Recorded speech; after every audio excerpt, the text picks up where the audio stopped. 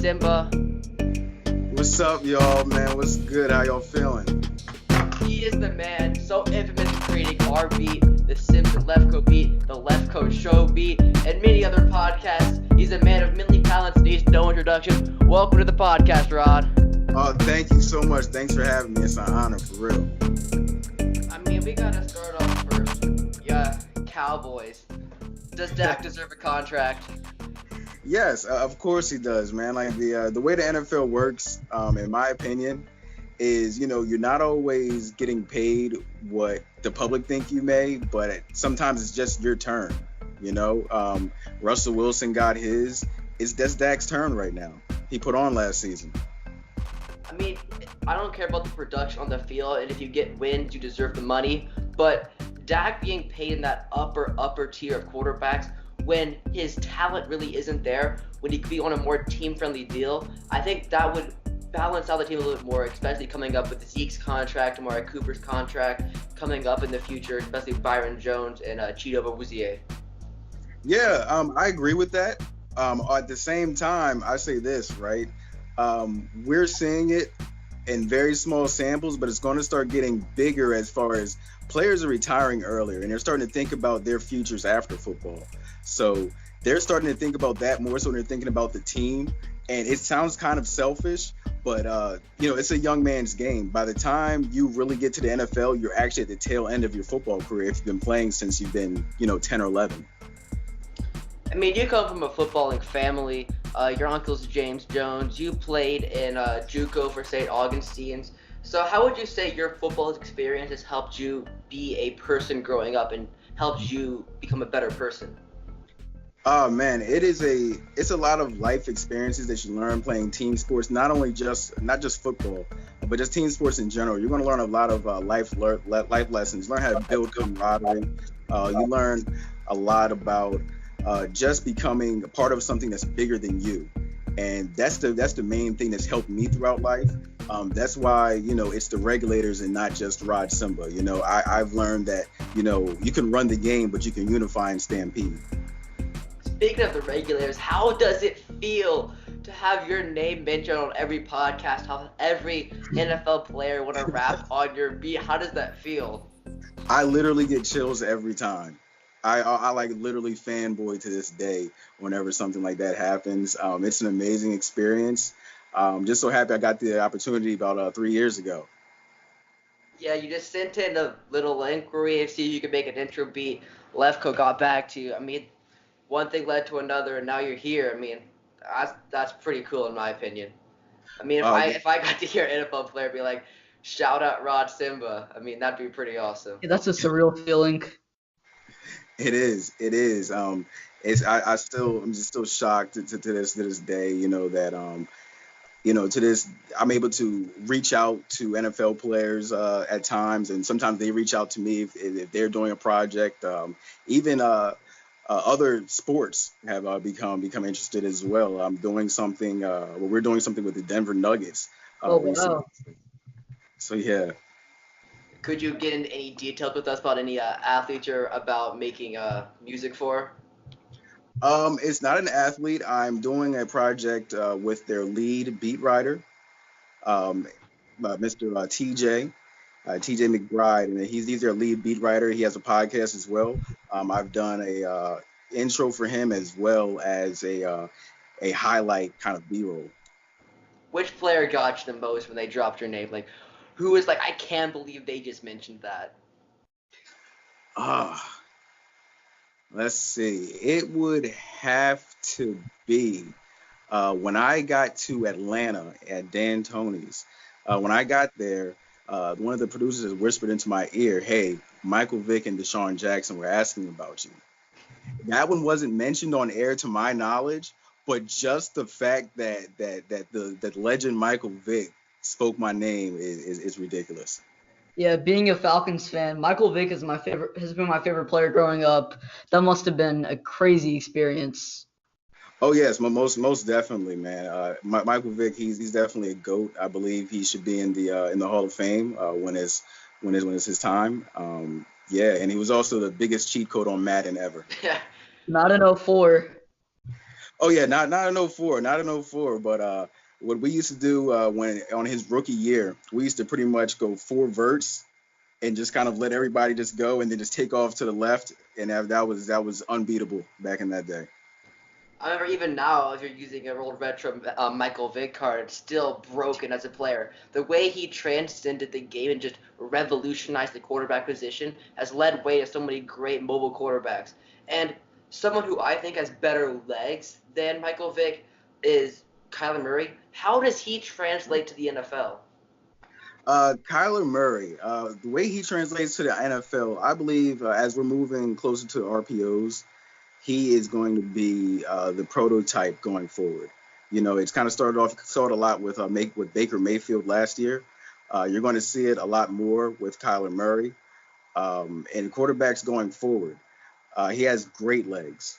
So much the MLB wanted to pay him, but his heart is with football, and I'm actually kind of glad he made that choice. It's been great to see him play. I mean, if you look at his rookie contract, he would have gotten $5 million guaranteed with the A's, and he got 33 and a half with the Cardinals. I mean, Kyler Murray did make the good economic decision, and you don't know how long he would have been playing in the minor leagues for. And Right. I think he made the good decision playing football. And something I compare him to as Lamar's legs with Baker Mayfield's body. I mean, Wow. he's such a crazy athlete. Do you think there's another sport Kyler could have played besides baseball and football? Let's see. I believe he would have been a great indoor track athlete because you have the 55 or 60-meter dash. I believe his short area quickness, he would have excelled. I mean, if you look at the people at the combine, there's reasons why he didn't participate at the 40-yard dash. There's no way you can go above your expectations because the only thing you're going to do is hurt your stock. I mean, what do you make of him not running his 40? Sometimes it's kind of greater to have a legend out there of, hey, what if, than actually doing it. Say if he did it and gets a bad start and runs like a 4.7, 4.8, then that could be just one bad run, and people are like, oh, let's go back and look at the tape. Maybe he's not that athletic. At some point, once you've built up a certain aura about you, there's nothing left to prove.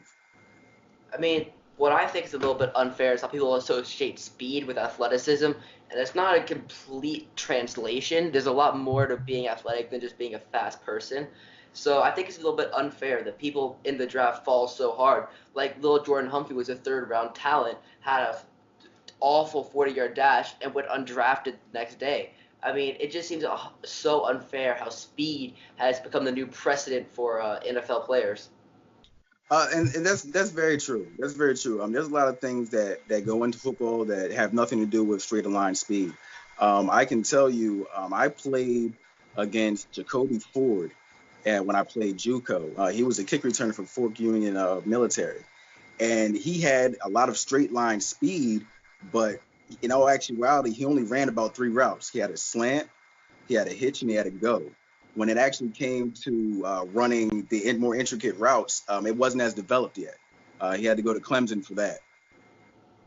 Would you compare him to someone like DK Metcalf, who does have that very limited route running tree?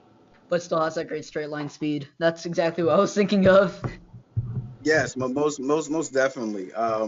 Now with DK Metcalf, I think it's kind of unfair. I think that he wasn't asked to run more than three routes at Ole Miss. I think that once you get into the Seahawks offense, he'll actually be doing more of the same, and I think that's why I think that he's a great fit for them. You're going to see a lot of hitches. You're going to see a lot of play actions, lot of big plays. He's going to get a lot of average yards per catch.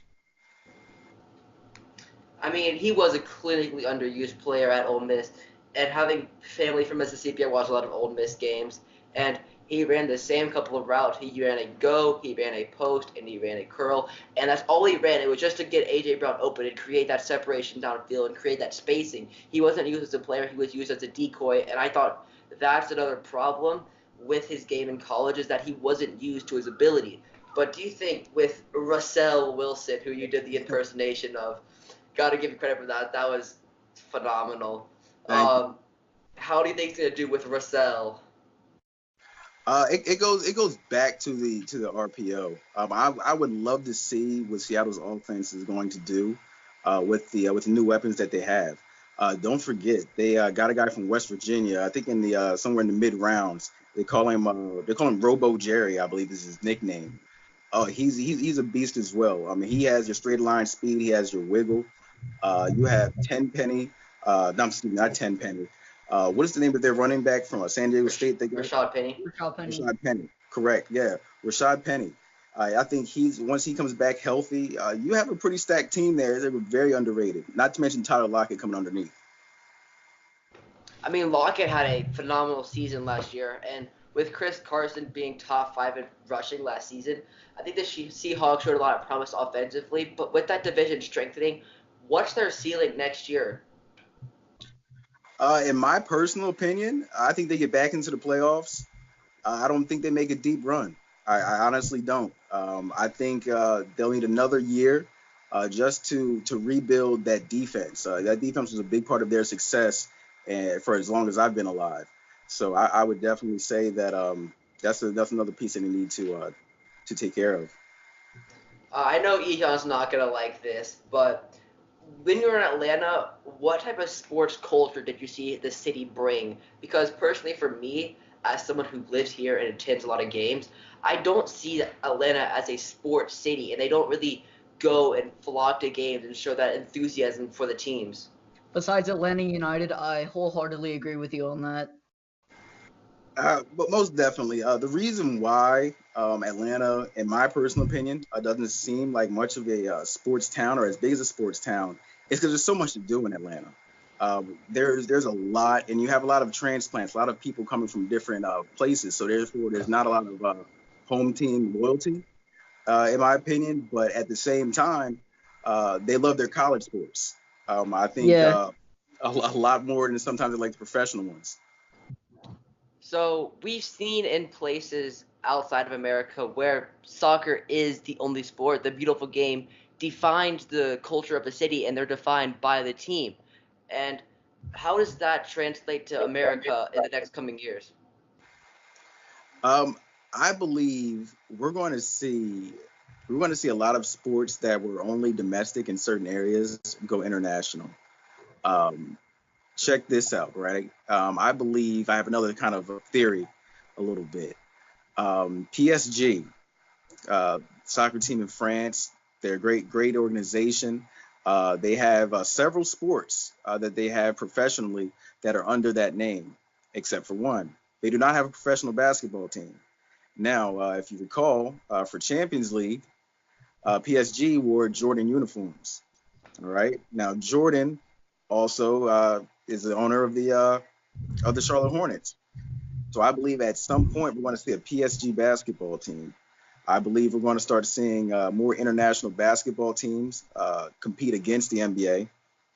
For instance, you have Luka Doncic, who is actually Real. will play for Real. So we're going to see a lot more of that, and I believe that's what's you're going to have soccer kicking off here in America. You're going to see football taking off in France. I mean, our style of football, American football, take off in France, I believe, and also in Germany with Moritz Beringer a couple years ago.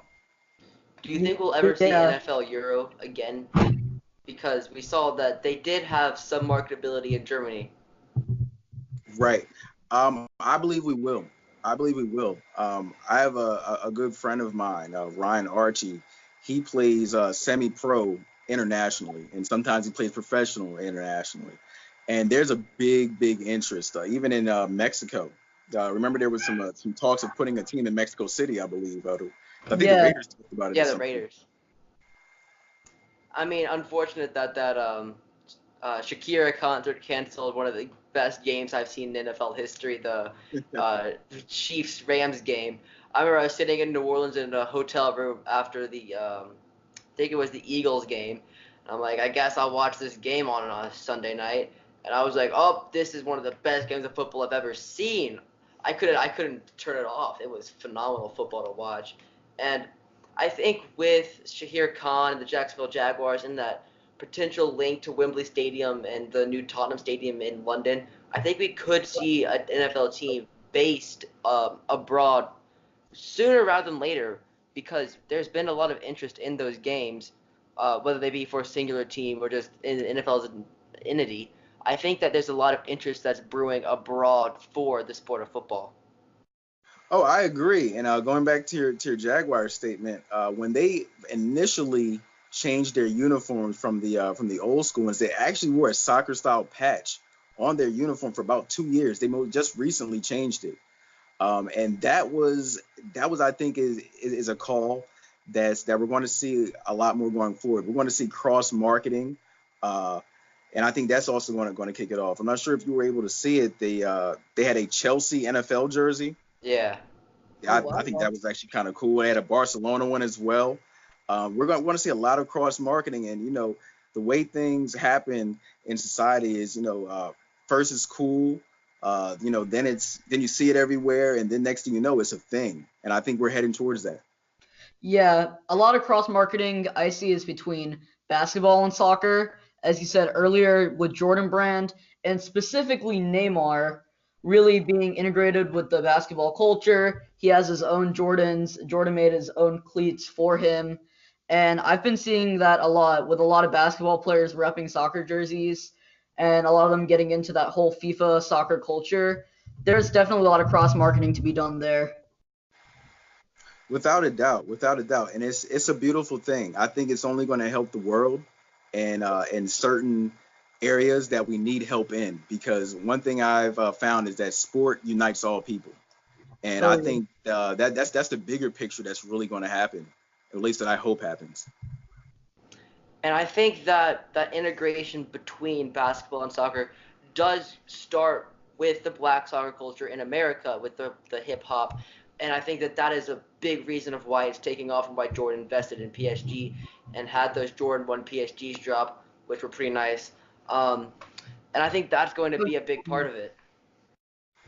I agree. I agree. We're going to see so many more collaborations, and I don't give it maybe 5 years before we start seeing the Bayern Munichs of the world, the Real Madrids of the world become more of a fixture here in America, and our sports become more of a fixture abroad. And if I do remember correctly, I feel like Bayern did something with the Giants, and they've done a lot of things where soccer players come over to America and work with NFL players and work with basketball players and come over and watch the games, and NFL players come over and watch soccer games. And I think that that integration between all these sports and the cultures of America and Europe are going to blend together and create a more global sports community. Oh yes, yes, definitely. There's also something else going on in Nigeria. I believe OCU Minura has a program over there where essentially, hey, they're getting guys ready to come over here and play in the league. You know, and there's a lot of great talent over in West Africa. You're going to see a lot more West African players Yeah. in the NFL. A lot. I've heard that in Nigeria, and then there's also some stuff going on in Cameroon with football. I forgot which player is really organizing it, and also basketball too. That's how Embiid and Pascal Siakam were discovered. They were discovered by a camp made created by an NBA player. It's a beautiful thing. It's a beautiful thing. It's changing lives, creating generational wealth. It's just really it's amazing for the greater good. And the thing I like more about having more international players is that they have more respect for their roots and they're better people in the NBA. They're not these egotistical Americans who are spoiled by constant everything. They've had hand fed their whole life, and I feel like they create more down to earth players. And talking to players in person, I just feel like people that respect their roots more have a better influence in the league. Because I was talking to Pat Mahomes over the Super Bowl weekend. He is a Mhm. phenomenal guy, and he respects where he comes from, and he looks forward to the future. He doesn't just take everything he has for granted. He respects everything and the opportunities that he's had to take. Oh yes, yes, I agree. In Swahili, there's a word for hello, which is sawabona, right? And that essentially means I see you. And to say that to someone means that, hey, I am seeing you for the person that you are. I am seeing you, and I hope and I wish that you have well-being. And that's what having a teammate that maybe from abroad an international teammate can do. You getting a chance to know them, you're getting a chance to walk in their shoes, although it may just be verbally.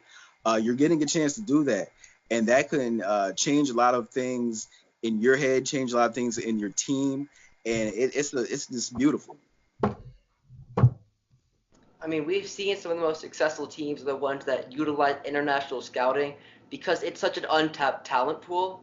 And the teams like the Spurs, who use that for the first to tap into that European market, are the teams to profit. And the people the first to adapt are the ones that are the first to uh, reap the rewards.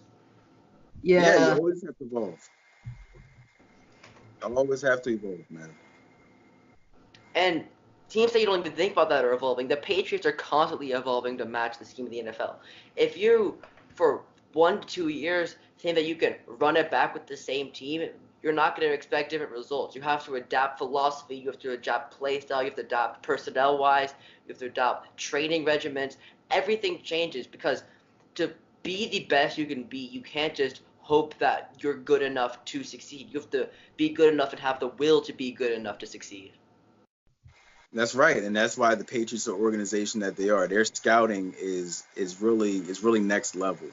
They only pick up players that are team captains. They pick up a fair amount of international players as well.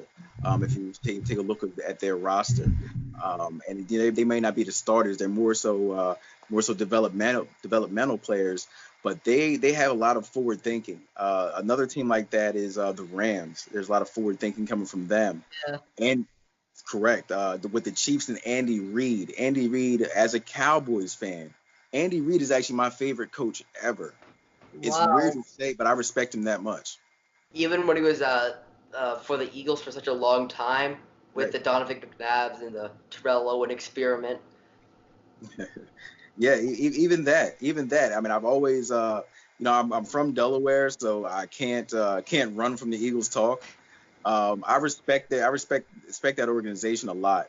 As far as the moves that they make, how they run their front office, they're just one cohesive unit. And we talked about marketability. Was part of your reason becoming a Cowboys fan part of that whole wave of Jerry Jones utilizing the NFL and um, the Sunday Night Football to grow their brand to become America's team? I believe that the way I became a Cowboys fan, I grew up a basketball fan. Basketball and soccer were my things, and I was young, and my grandfather kind of took me to the side, and it was a Sunday night game on. It was Cowboys Eagles, and he says, Rod, at the end of this game, I know you're going to like football, but you're probably going to end up liking one of these teams, and you make the right decision. And he was an Eagles fan. By the end of the game, I believe the Cowboys did win, and that star on that helmet never looked away from it since.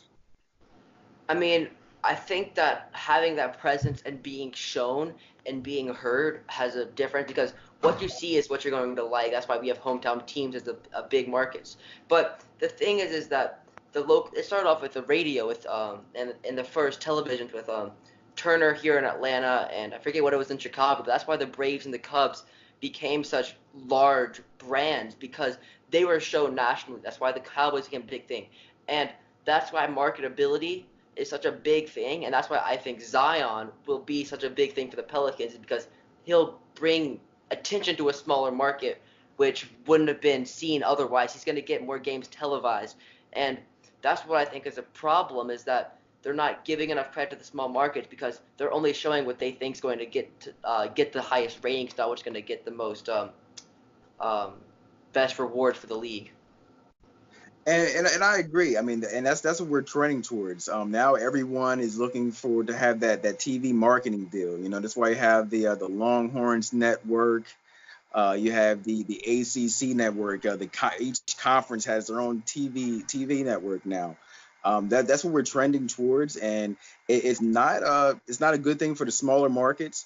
But hey, just like we talked about untapped talent, you get those small market teams start beating up on these big market teams, and now everybody has that eyes on the other market. What do you make of the NCAA starting to loosen the rules on players getting money from their image and from their own personal brand, because we saw that they were talking about potentially allowing players to profit off of their image. I believe this is a great thing, especially as a former college athlete. And I remember that, I was never a star player or anything like that, but my jersey or my jersey number was on sale at the school store, and I didn't see a penny from it. And I didn't really think too much about it at the time, but it would have been nice to have seen at least a small stipend for it, because hey, at Division 2 and even at Division 1, your full cost of you going to school is not covered. Now, with them going ahead and hopefully reaching agreement and compensating our student athletes, I think it's going to be a wonderful thing, twofold. One, you'd be helping out college students in need, and two, we can probably get the NCAA football game back. I was really exactly need going to go there. Yeah. But I think getting NCAA back would be such a complicated thing, because it's every single player of every D1 program, and splitting the revenue evenly wouldn't be accurate, because the cover athlete obviously is going to be selling the game, and the higher brand players like the Jerry Judys of the world should be paid to a higher extent because of their images being sold as a bigger brand. How are they going to divvy up the thousands of Division 1 athletes for a NCAA game? Uh, the same way that they divvy up the millions of dollars to a lot of the people that aren't on the field playing these games. They'll figure it out. As for us as fans, we just hope it happens, and we'll leave it that part up to them.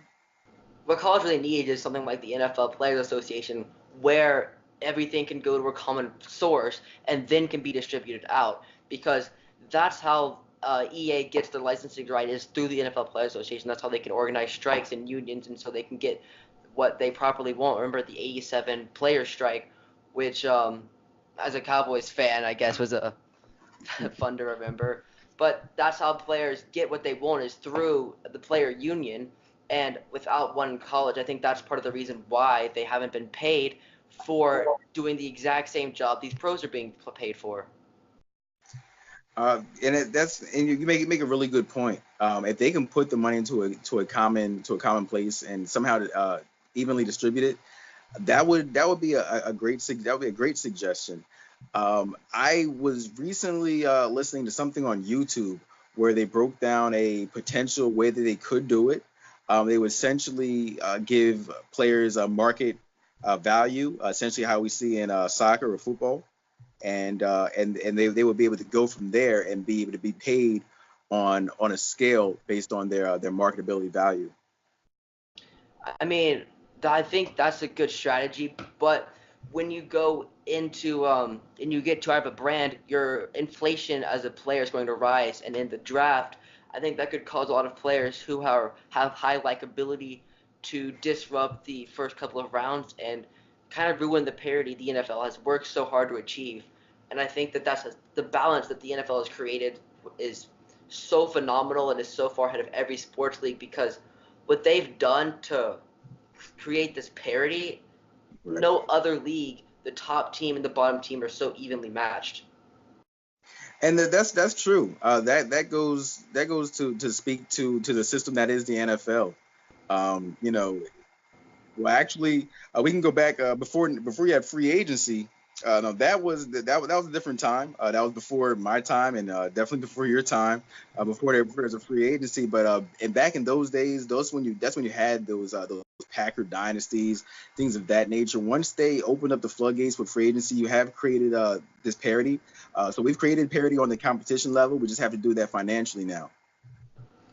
Is there any rules from other sports that could be implemented into other sports, say the relegation system in soccer implemented into any professional sports in America, or any rules like simulation to be implemented into other leagues? Because we've seen with more competition and more variety, we've seen a lot of rules be implemented because of different set of eyes looking at a problem.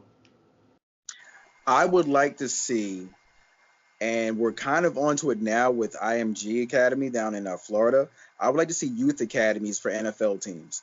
I would like to see, hey, you know that you're a good football player at a young age. Let's have you in a youth academy. Let's get you evaluated by NFL scouts on a very light level while you're still enjoying your life as a young kid, and kind of get it to the point where by 18 you can make that decision of, hey, am I going to pursue football full time? Am I going to really put my heart and soul into this? Or hey, am I going to go be a college football player? If you look at soccer abroad, college soccer is the backup if you do not go pro at an early age. And I think that the NFL should definitely look into that as far as an NBA as well.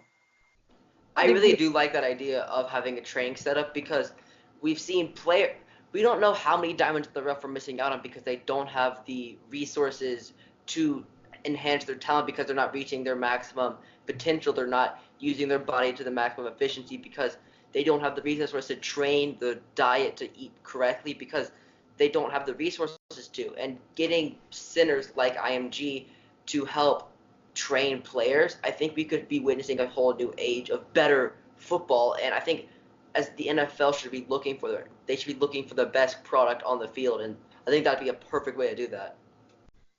Without a doubt, without a doubt. I think that's the next term we're going to make, and I hope we make it because you'll also be able to save players' bodies at the same time, long term. You'll be able to get them with some of the top doctors when they're young, be able to identify things that sometimes aren't identified till an NFL combine. Who's that guy on the Blazers? I think it is who exploded on the last game of the season, who came straight out of IMG. And Freddie Simons, that guy, That yeah. guy. There it goes. There it goes. And I think with the NBA, what I've really been noticing is that whole trend of staying away from college ball. And you might ridicule LeVar Ball for being stupid and all, but his JBA model was brilliant. And now they're doing that with the G League. I'd like to see teams from I'd like to see players from a lot of those areas go on G League youth teams. So when they're 18, they can either go to the G League and work their way up to the NBA team, so they get a guaranteed contract, or they go to play college ball because their game is going to be established enough to where they could go to a lot of prestigious D1 places. Yeah, that'll be great, and I think that eventually we'll see a strong separation of college sports and pro sports. Right now, they're very connected in America. We're going to start to see a separation of that, but it's going to be it's going to be interesting times to see how this goes going forward, especially with all these concepts floating around. I mean, we see with baseball when college isn't this next step to get to the pro career, the quality of college baseball and the value of college baseball is so much lower than the um, NCAA football and basketball because they don't have the right talent pool. And once you bypass college level, we've seen the ability of the players on the field increase because they're not one hit by injuries early. They're not misproperly used. And I think this could create a better NFL. But I do like how college does filter out some of the players that can't handle it at the next level because some of the top high school players don't pan out because they couldn't make it at the higher level, and college does kind of filter out the bad, I wouldn't say bad players, but the not as hyped up players. This is correct. This is correct. I've heard of and watched a lot of 4 or 5 star recruits, not necessarily pan out, and I've seen a lot of 1 and 2 stars become the man, or the woman in their particular sport. So yeah, man, it's very very very interesting how the college sport is going to go forward. Right now I can't necessarily put a finger on it how it will, but I just hope that we start separating what will be a professional athlete a little bit earlier than we have here presently. I think either college has to become semi-pro or professional sports and not longer amateur, or they create a new semi-pro or amateur or semi-pro or professional league that is a feeder for the NFL or NBA, whatever league it is. That's what I was Because hoping they'd do with the AAF.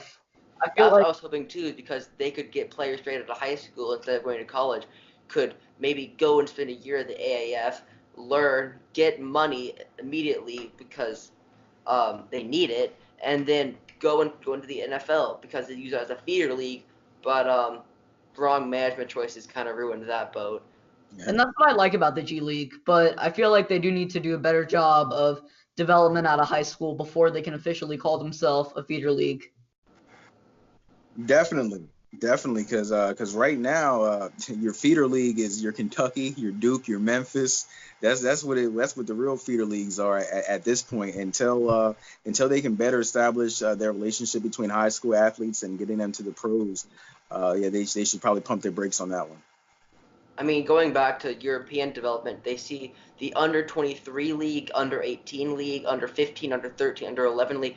There's a league for almost every single age group that players can play organized professional sports for a team, be under contract from a young age, and be able to show their talents at a higher level. And I think that filters out the best players available. And we see soccer has a much higher quality.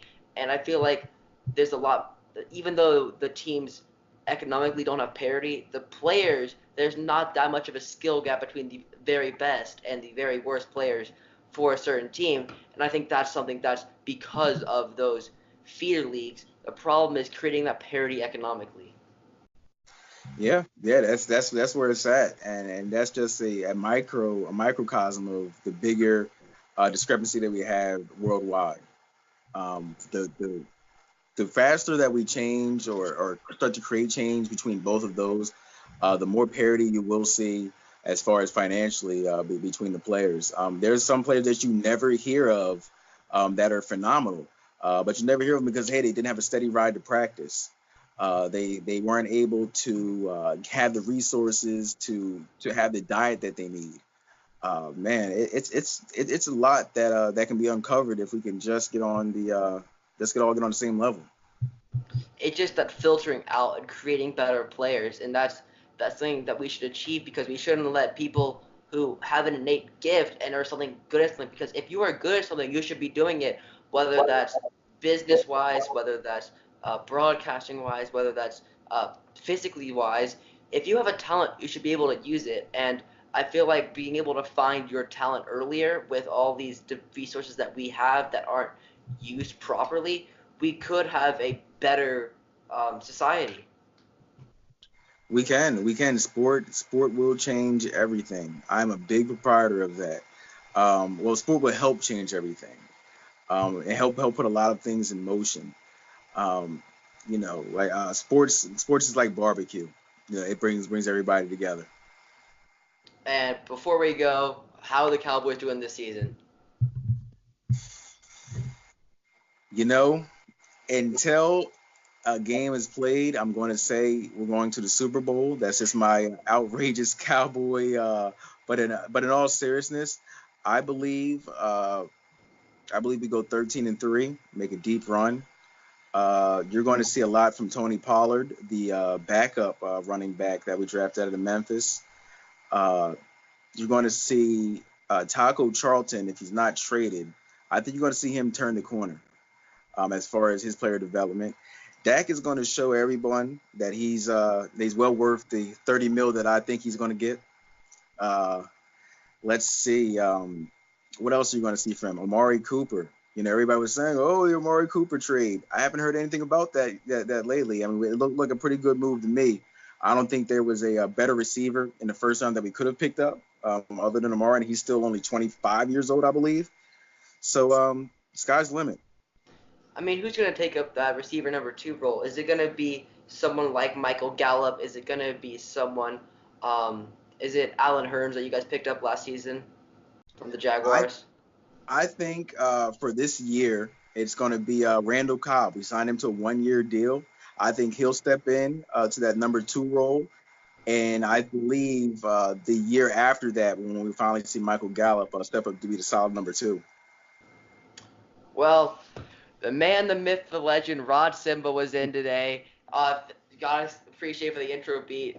And if you want to go check out him, he's with the Regulators. You can hear him on every single Left Coast Show podcast. He's the guy that makes that phenomenal beat. Pleasure having you on the show, Rod. Thank you, man. It was an honor. Hey, shout out to my other two co-producers, Charlie Chops and Toon. They're the other two Regulators, man. I love them.